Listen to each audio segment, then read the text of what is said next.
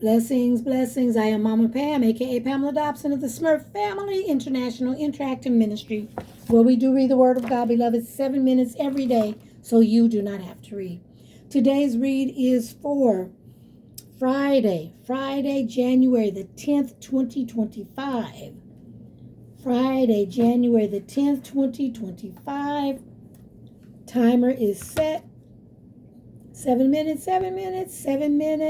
Timer is set.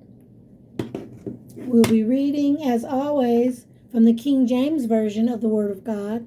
1 Samuel, the 13th chapter and the 7th verses. 1 Samuel, the 13th chapter, 7 verses, reading from the King James Version of the Word of God. And it reads, And some of the Hebrews went over Jordan to the island of Gad and Gilead. As for Saul, he was yet in Gilgal, and all the people followed him trembling. And he tarried 7 days according to the set time that Samuel had appointed. But Samuel came not to Gilgal, and the people were scattered from him. And so Saul said, Bring hither a burnt offering to me, and peace offerings. And he offered the burnt offering. And it came to pass that as soon as he had made an end of offering the burnt offering, behold, Samuel came. And Saul went out to meet him, and he might salute him. And Samuel said, What hast thou done? And Saul said, Because I saw that the people were scattered from me, and that thou camest not within the days appointed, and that the Philistines gathered themselves together at Michmash. Therefore, said I, the Philistines will come down now upon me to Gilgal, and I have not made supplication unto the Lord. So I forced myself, therefore, and offered a burnt offering. And Samuel said to Saul, Thou hast done foolishly.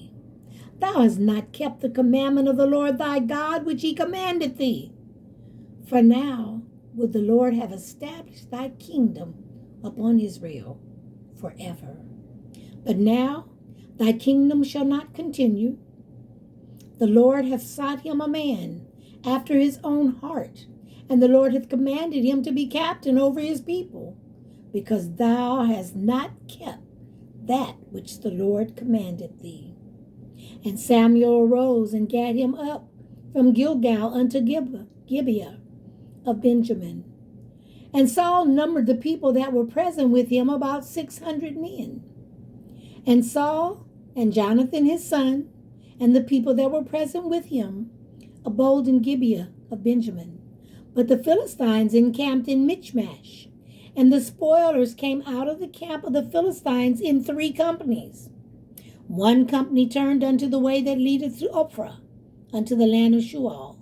And another company turned the way to Beth-horon. And another company turned to the way of the border that looked to the valley of Zeboim, toward the wilderness. Now there was no smith found throughout all the land of Israel. For the Philistines said, Lest the Hebrews make them swords or spears.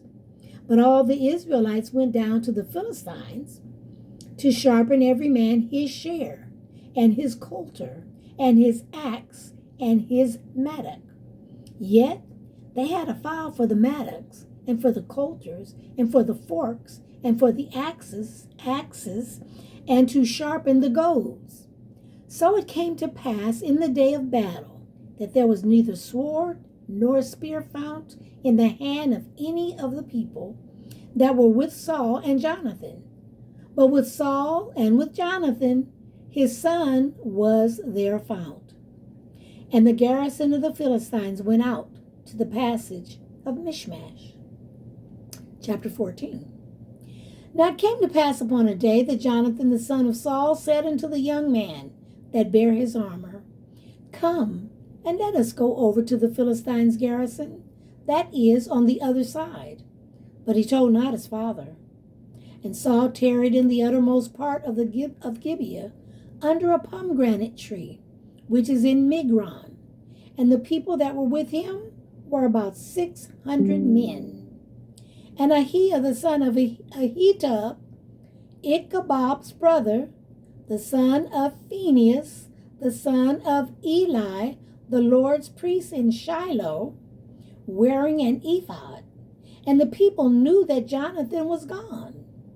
And between the passage by which Jonathan sought to go over unto the Philistines' garrisons, there was a sharp rock on the one side, and a sharp rock on the other side. And the name of the one was Bozez, and the name of the other Sinah. Now the forefront of the one was situated northward over against Michmash, and the other southward over against Gibeah. And Jonathan said to the young man that bare his armor, Come, and let us go over unto the garrison of these uncircumcised. It may be that the Lord will work for us. For there is no restraint to the Lord, to save by many or by few. And his armor-bearer said unto him, Do all that is in thine heart. Turn thee. Behold, I am with thee, according to thy heart. Then said Jonathan, Behold, we will pass over unto these men, and we will discover ourselves unto them. If they say thus unto us, Tarry until we come to you, then we will stand still in our place, and we will not go up unto them. But if they say thus, Come up unto us, then we will go up. For the Lord hath delivered them into our hand, and this shall be a sign unto us. And both of them discovered themselves unto the garrison of the Philistines. And the Philistines said, Behold, the Hebrews come forth out of the holes where they had hid themselves. And the men of the garrison answered Jonathan and his armor-bearer and said, Come up to us, and we will shew you a thing.